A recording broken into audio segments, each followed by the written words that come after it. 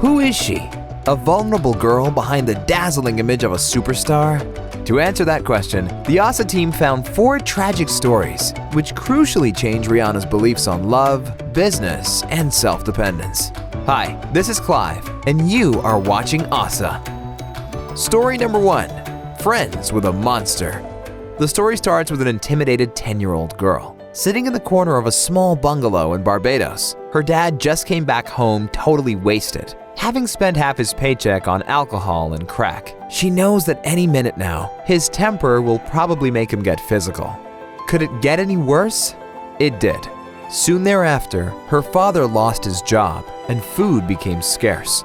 Little Rihanna tried to escape everyday horrors. She closed herself off and would barely speak to anyone. I never expressed how I felt, she remembered. I always kept it in. I would go to school. You would never know there was something wrong with me. It became so stressful that she struggled with crippling headaches for several years, which led to countless medical exams and the belief that she had a tumor. She attempted to hide all the stress from her friends and classmates so that they would not think she was abnormal. School was not a place where Rihanna could escape her troubles. Even though she was a pretty bright student, Rihanna was constantly bullied over her light complexion, which she probably took from her father's Irish descendants. She did not have strength to tolerate such behavior, so she tried to defend herself with her tiny fists. But this only made her teachers give her more low grades. Eventually, Rihanna's parents filed for the divorce when she was 14. Would you forgive your father for ruining your childhood? Seems impossible, but Rihanna did. And moreover, after her father went through rehabilitation, he and his daughter grew close again, and Rihanna still refers to him as the coolest person on the planet. This history with her dad had a tremendous influence on her future intimate relationships. But this is another story all on its own, which you'll hear later in this video. Story number 2. Disturbia. Her parents' divorce was what finally cured her of her crippling headaches, but she had to endure hardship in another form. Without any support, her mother had to work full-time, meaning that Rihanna had to do everything she could for the sake of family. She helped make ends meet by working a cash register and selling clothes in a stall on the street. But she had to escape her reality somehow and fully express her feelings about the disturbia which surrounded her. Thus, she opened the doors to the music world. She drew inspiration from reggae legend Bob Marley, who she considered an example to follow for aspiring artists in the Caribbean. She even formed a girl group with 2 classmates. With time, Rihanna started to believe in her abilities to become a real singing star. Along with her girl band, Rihanna began singing at the beach, at social gatherings, and at her high school talent shows. These couple of years caused a significant shift in Rihanna's character. After years of bullying and witnessing her father's abusive behavior, Rihanna refused to appear vulnerable to anyone. They only see the tough, defensive, aggressive side. But every woman is vulnerable, so of course I'm going to have that side. I just don't like people to see me cry, Rihanna states, even today. Her new approach to life brought her to a life-changing moment, which still had its own level of drama. Story number 3. Shine bright like a diamond. So here she is, a 15-year-old, nervously trembling in the lobby. What is happening now? In a moment, a famous record producer will decide her future. How did that happen? She heard one day that her close friend's mother was acquainted with the record producer Evan Rogers, and he just happened to be on holiday in Barbados with his wife. That was enough for Rihanna to jump at the opportunity and set up her first audition. Funny that back then, her trio had no band name or formal training. But was she going to miss her opportunity to be heard? Hell no. So, the 3 girls entered the room. I remember staring into everybody's eyes in the room while I was singing, and at that point, I was fearless, Rihanna recalls. How did Evan Rogers react? Well, as he later shared in an interview, the minute Rihanna walked into the room, it was like the other 2 girls didn't exist. He was astonished by her talent and charm. Less than a year later, when Rihanna was only 16 years old, she left Barbados to move in with Rogers and his wife in Connecticut and work on recording a demo album. A year later, Rihanna released her first album, Music of the Sun.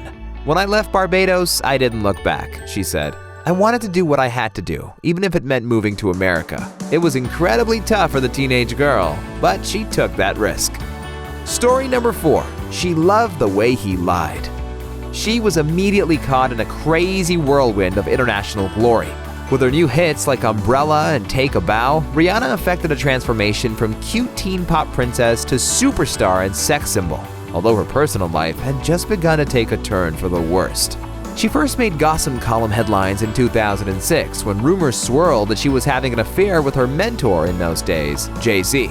Both she and Jay-Z have always dismissed such allegations as ridiculous. At first I was like, haha, it's funny, Rihanna said. Now I just ignore it and I'm numb to it. You cannot stop people from saying what they want to say. But this was nothing compared to the hell she had to go through with Chris Brown. Rihanna started dating Chris Brown in late 2007, and the couple remained intensely private about their relationship. But there was one night when everything changed, when Rihanna was forced to cancel a scheduled appearance at the Grammys after a huge argument with her then-boyfriend. When the police arrived on the scene, the star was found distressed and hurt. Photos of Rihanna with what appeared to be cuts and bruises on her face were leaked online shortly thereafter. Apparently, she had found texts from another girl on Brown's phone, and apparently that sparked the fight which left Rihanna assaulted, even losing consciousness at one point. After the incident, Rihanna admitted to feeling vulnerable, but refused for that to become her new image. It was a very vulnerable time in my life, and I refused to let that be the image. I wanted them to see me as, I'm fine, I'm tough. I put that up until it felt real. The incident sparked a huge public outpouring of support for Rihanna, and she became a spokesperson against domestic violence. This happened to me, she said. It can happen to anyone, the star admitted. Despite this, Rihanna also stated that Chris was her first big love and continued to believe that Brown is not actually that kind of man. Shockingly to many, after a couple of years, Rihanna appeared to be reconnecting with Brown. The pair worked together on the song Birthday Cake, which released that year. Rihanna also spoke very candidly with Oprah Winfrey about her relationship with Brown. She told Winfrey that Brown may have been the love of her life, and she has developed a very close friendship with him. Rihanna strongly stated that Brown had changed and that any form of abuse would be unacceptable. It is quite hard to clarify whether it is true or whether Rihanna just put on her tough mask once again to persuade the whole world that she is fine. What is going on between the two today remains a mystery, though it seems the couple parted ways after a couple of months. Although, Chris and Rihanna are often spotted commenting on each other's posts on social media, and they apparently remain friends. Today, the superstar seems to be involved in a much healthier relationship with another man. She and her bae Hassan Jameel have kept their romance low-key, although they've occasionally been spotted together around the world. Who is the guy? According to People, Hassan is not a simple man. Actually, his family owns a distribution company for Toyota Motors in Saudi Arabia and other Middle Eastern countries. So he's practically a Toyota heir. And that is not all. He also owns a football league. His family business is the title sponsor of the Saudi Football League. Overall, Jameel clan is ranked as the 12th richest Arab family, with a net worth of $1.5 billion, according to Forbes. And what does Rihanna think of all that? Well, based on a recent interview, she now wants to become a mother more than anything in life, and admits that she is really in love with her boyfriend. Seems her love story finally got its happy ending. But what about other sides of her life? Work, work, work, work, work. Today, Rihanna continues to amaze millions of fans with her performances, fashion looks, and successful businesses. In her homeland, there is now even a special holiday in her honor. Yes, there is now a Rihanna Day in Barbados. Every year on the 22nd of February, people gather to celebrate by listening to her music. What's more, the street where she used to live has been renamed Rihanna Drive. Rihanna was recently named the world's richest female musician by Forbes because of her estimated net worth of $600 million. But the singer finds it rather funny, as opposed to being something that she's immensely proud of, and just keeps doing what she loves the most. She recently managed to dazzle her fans with her drinking interview, which was hilarious. In order to do day drinking with Rihanna, Seth Meyers had to cancel a regular late-night show on NBC, which practically never happens. The host confessed that this was only the second time he had to cancel a late-night show. To put it into perspective, the first one was the birth of his first son. And even more so, for the birth of his second son, Seth just went to work the next day. Meyers is a big fan of Rihanna, and so he laughed about his priorities. So the order goes, my first son, Rihanna, my second son. That sounds about right.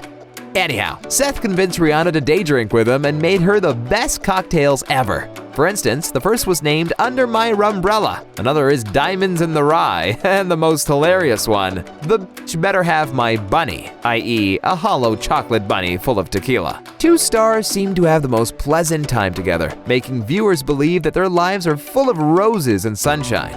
But, as you already know, Rihanna went through her fair share of tragedies along the way, to standing so tall and being so flawless.